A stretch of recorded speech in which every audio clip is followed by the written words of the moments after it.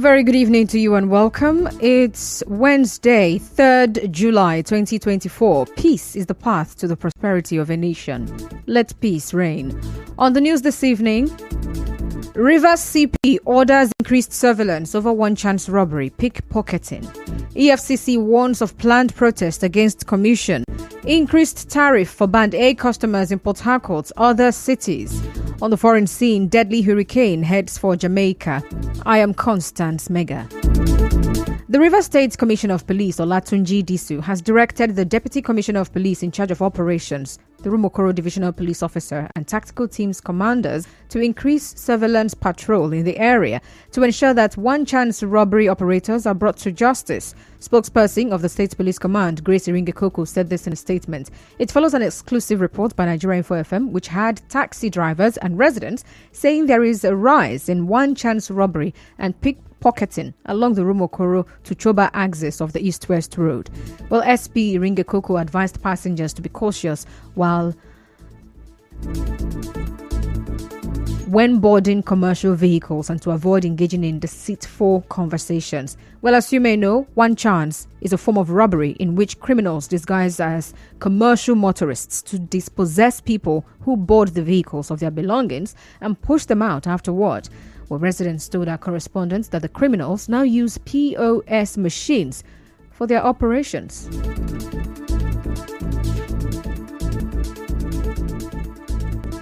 They do my wife also. Sunday morning, was going to church. 3 people there for back, one chance for front. Now the time I have very shift, making balance well. That was that Madam balance well now. But making just take back, going hold, back door open, phone don't go. 7,000 away hold, don't go. As I entered the taxi, the guy was like asking me, can I help him that he's going to a place where you don't know, that he just came here from Cameroon, that he has dollar with him. I hear that dollar. I quickly get the signal, ask the driver to drop. I'm not going again. The driver asked me why. I said I want to know, I'm not going again. So I drop. Then I call me winch. That's why I know they blame anybody when they look inside before you enter. I know they blame my business because of our experience. When you want to close the door, they'll be like, my hand. Then you trying to open the door now, they've collected what they want and they'll push you out of the motor. In a related development, the Rivers State Police Command says it has arrested the immediate past commander of a local vigilante group known as Onelga Security and Peace Advisory Committee, OSPAC, Felix Nwa Obakata. Spokesperson of the command, Grace Iringekoko, in a statement said Felix Nwa Obakata had 2 human skulls and bones in his possession at the time of his arrest. Well, SP Iringekoko also said Mr. Nwa Obakata was arrested alongside 3 others and was also implicated in the killings of 2 brothers, Collins Ugoji and Newman Ugoji, who were accused of kidnapping. In another development, senators today rejected the prayer seeking to stop service chiefs from diverting funds meant for purchasing security equipment to building universities and purchasing yachts. Well, the prayer was made by Senator Adams Oshomole while the lawmakers were contributing to the motion on the suicide attacks in Goza, Borno State, moved by Senator Halin Dume. Well, Senator Ndume had brought the issue of the attack on his community to the Senate, urging the security agencies to deploy the use of modern technology in the fight against insurgency. Moving on, 1 year after the inauguration of federal lawmakers, an advocate for good governance, Ezenwa Nwawu, is advising them to go about their oversight functions with the intention to improve the lives of the citizens. Mr. Nwawu made this call while accusing the 10th National Assembly while accessing the 10th National Assembly and its contribution to governance in the last 1 year. Well, he spoke to correspondent Soibi Oruwari. They have to increase the oversight of ministries, departments, and agencies from a patriotic point of view. In many cases, they like to oversight to their pocket. If it is the executive you are going to oversight that will provide the vehicle, that will pay your air ticket, that will accommodate you, that will give you allowance, and you are coming to oversight them, you're the ones paying for your workshop and conferences. So the ability to oversight is weakened by those compromises. So in this position is given to results rather than the grandstanding that we've seen in the past. In other news, former Speaker of the House of Representatives, Yakubu Dogara, says contrary to public opinion, he earned a total allowance of 25 million naira while in office. Speaking during an event in Abuja today, Mr. Odogara wondered where the idea of National Assembly members receiving bogus salaries came from.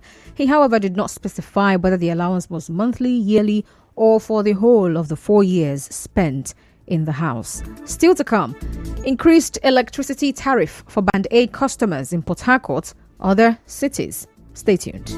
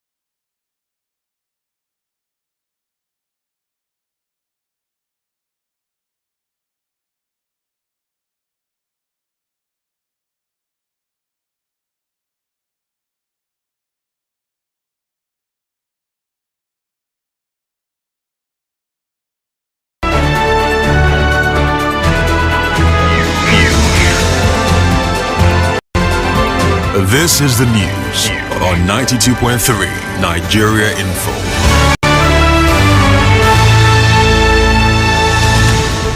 Welcome back, and now to the rest of the news. The Community Development Chairman of Rumodara, Silas Chukwu, has urged the local government area authorities to do their due diligence when approving building plans and construction sites.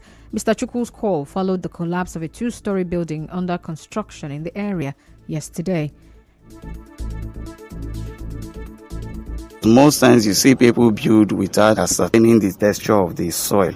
And that is supposed to be the work of the people that certify the building plan in the local government. Before you approve a site, they should visit the place. Tests should be done, not just being in the office and they accredit the project. The building approval department have a lot to do to make sure there is no reoccurrence to this kind of thing. Nobody will want his building to collapse. He's answerable to that. When he's back from his trip, he will make himself available to any agency that is inviting him.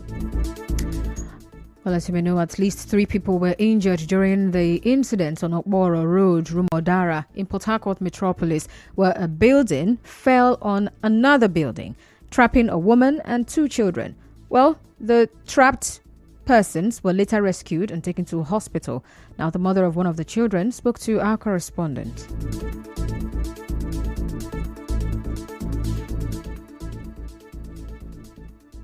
I came down from Keke, people were looking at my face. I said, like, what happened? Like, people were looking at me now. So they were now saying calling my last baby name, fun. I said, what happened? So when I walked down, they said that the building I was building close to my house collapsed and scattered my house, and my baby was inside there. So they now rushed her to the hospital. And two other person, a woman and a child, they now rushed her to the hospital and rushed my baby to the hospital. Our property, they are looking for a way to, even if we can get some of the things, but they are just trying to get them. Another man is said to have also sustained injuries in the incident. Away from that, the Economic and Financial Crimes Commission, EFCC, says some corrupt individuals who are being investigated are planning a massive protest against the commission. The commission, in a statement today by its head of media and publicity, Dele Oyewale, said a group had in the last few days recruited young Nigerians, including students, to demonstrate against the commission. He said the campaign against the EFCC is being portrayed as opposition to the commission's efforts on the enforcement of cybercrime laws. And to business now, the Senate has raised an alarm over the influx of substandard petrol and diesel into the Nigerian market. Senator Asukwo Ekpenyong raised a matter of urgent national importance, noting that on 16th June, a report revealed that 12 diesel cargoes carrying 660 kilotons of diesel were exported by refineries to offshore Lome, Togo, for further distribution to West African markets, mainly Nigeria, where he said the quality of the said diesel was below the Nigerian standard in terms of flash and sulfur levels.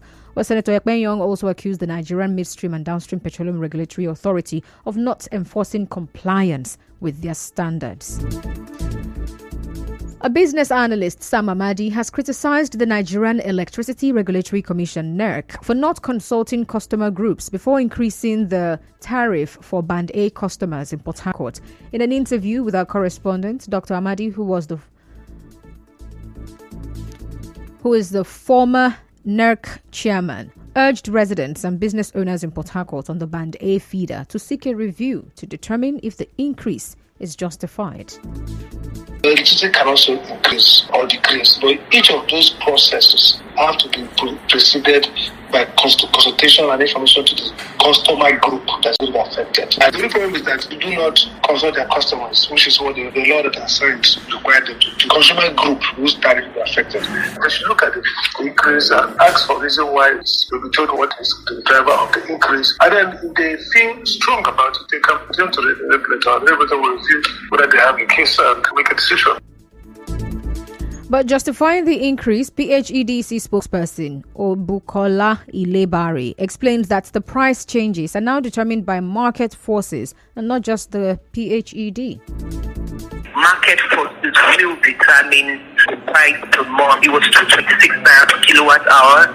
Then it dropped the next month to about 204. Now we have it at 209.50. So you can see that there's some slight variations. We don't expect from the any marginal increase or decrease. However, what we see or what we expect is a situation where everything will be determined by market forces. So it's not peculiar to only PHED.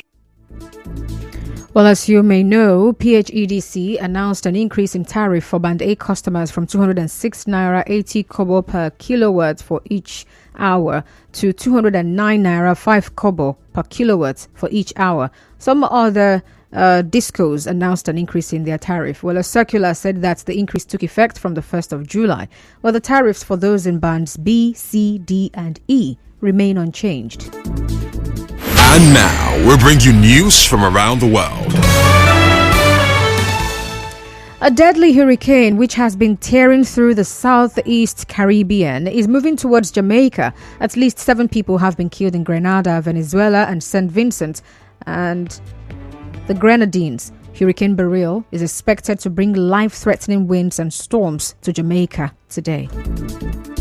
And that's the news. But before we go, let's take a look at the highlights. On the news this evening, you heard that the Rivers State Commissioner of Police, Olatunji Disu, has ordered an increased surveillance over one-chance robbery and pickpocketing around the Rumokoro axis. The EFCC has warned of a planned protest against the commission. PHEDC and other discos have increased electricity tariff for Band A customers. And on the foreign scene, a deadly hurricane is headed for Jamaica. The news was edited by Martha Okirinkem. To reach the news team, send an SMS or WhatsApp to 0808 721 7215.